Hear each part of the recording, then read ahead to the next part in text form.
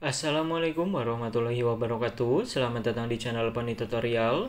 Di video kali ini kita akan melanjutkan belajar Microsoft Excel mulai dari 0 bagian 2. Oke, kemarin kita udah belajar mengenai dasar-dasarnya ya. Kita akan coba mulai dari membuka filenya.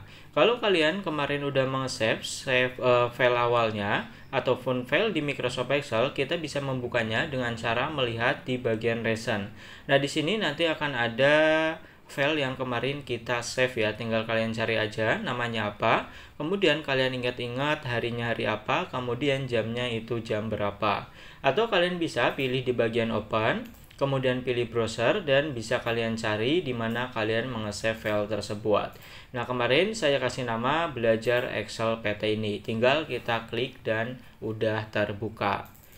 Nah, di sini kita akan coba lanjutkan ya, mulai dari kemarin. Nah, kalau kalian perhatikan antara stok buah toko makmur dengan nomor ini itu kan masih dalam satu kolom. Nah, ketika kita rapikan seperti ini, tuh untuk menggeser yang nomor, nanti yang stok buah toko makmur akan memakan kolom dari B sama C. Jadi kita harus rapikan terlebih dahulu ya. Nah, caranya kita gabungkan terlebih dahulu antara sel A, B, C, D, dan E. Pokoknya sampai semuanya menjadi satu. Nah, caranya kita blok seperti ini, kemudian pilih yang namanya Merge and Center.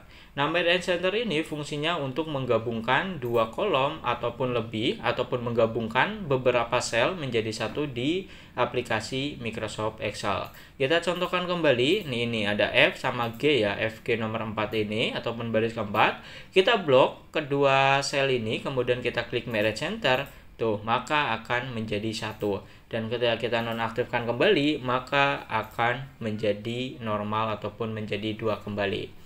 Nah, setelah itu kita baru bisa menggeser ini. Nah, di bagian nomor dan stok buah toko makmurnya udah ada di tengah dan udah cukup rapi.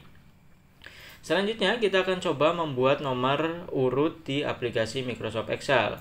Nah, untuk pembuatannya itu ada banyak cara, tapi yang simple gini guys. Kalian klik angka 1, kemudian klik angka 2. Nah, lalu kalian blok saja dan kalian bisa tarik ke bawah.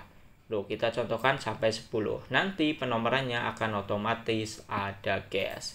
Nah, di sini ataupun di pertemuan kedua ini kita akan coba membahas yang namanya keyboard, font, dan alignment. Ketiga grup ini akan coba kita bahas. Kita mulai dari yang font terlebih dahulu.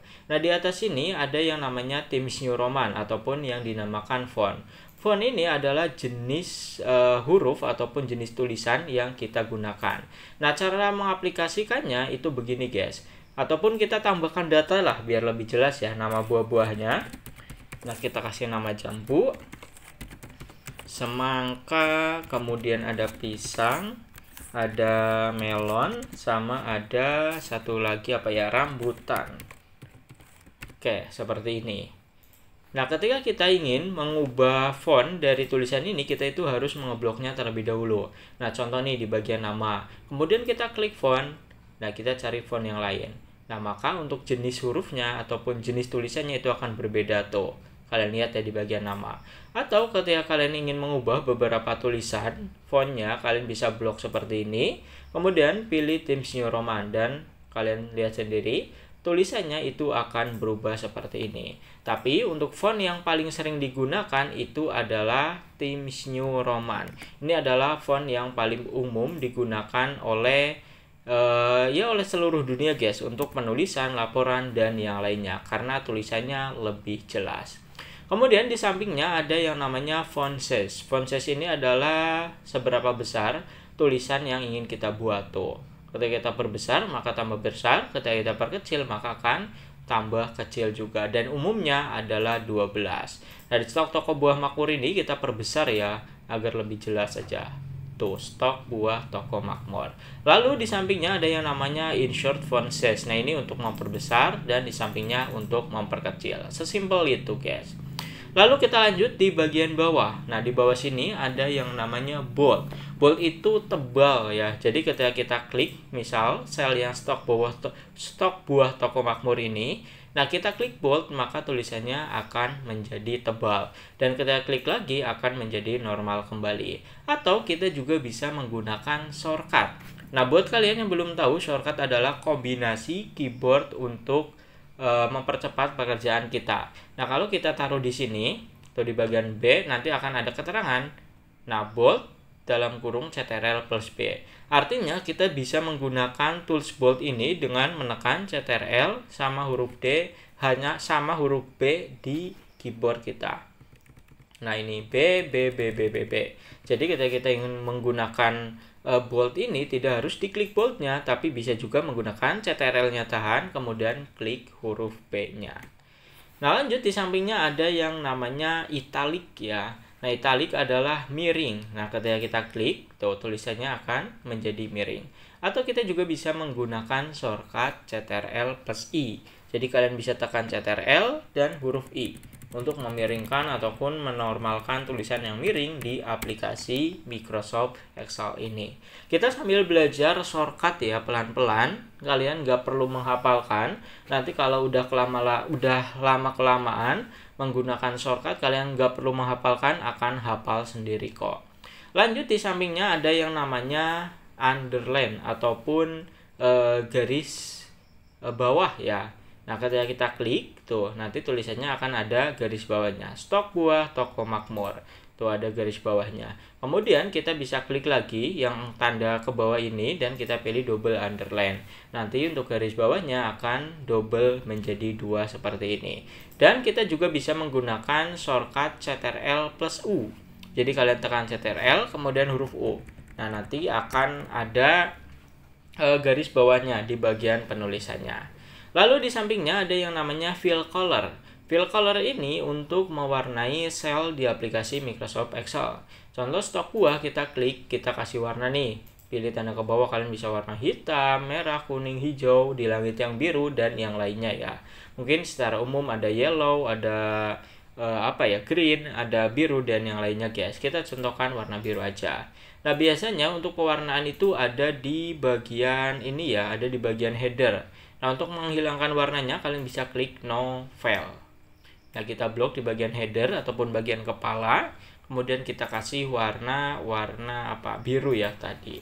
Oh ya, ada yang kelewat guys tadi, yaitu di bagian border. Nah, border ini pembahasannya agak sedikit panjang ya. Nanti saya buatkan video terpisah aja. Nanti kita bahas secara singkat ya. Kalau kalian ingin lebih lengkap, nanti bisa di video lainnya guys. Oke, di bagian selanjutnya font color kita nanti bahas sedikit. Di bagian font color, kalau tadi fill color itu untuk mewarnai selnya. Nah, kalau font color itu untuk mewarnai tulisannya. Nah, contoh kita blok nih dari jambu sampai rambutan. Kemudian kita klik yang ke bawah ini. Tuh, kita kasih warna. Yang akan berubah warnanya bukan selnya, tapi tulisannya. Nah, kalau kalian klik di sini tuh tulisannya warna kuning. Nah, untuk mengembalikan warna hitam ya kita pilih hitam kembali. Nah, oke, kita ke bagian border ya. Nah, semisal kita ingin membuat tabel ini, stok buah makmur, toko makmur ini, kita blok dari nomor sini ataupun dari sel A2 sampai ke sel E10. Nah, selanjutnya kita bisa tekan border sini. Nah, nanti akan ada keterangan dan ada gambarnya meskipun kecil. Border, button border berarti garis bawah, top berarti atas, left kiri, right kanan. Ketika kita pilih yang button, maka nanti di bawahnya akan ada garisnya tuh. Oke, coba kita blok kembali. Nah, kita pilih border lagi. Kalau kalian ingin klik ada garisnya di atas, maka pilih top aja. Nah, nanti di atas sini ada garisnya. Ini nggak terlalu kelihatan ya karena ada warnanya.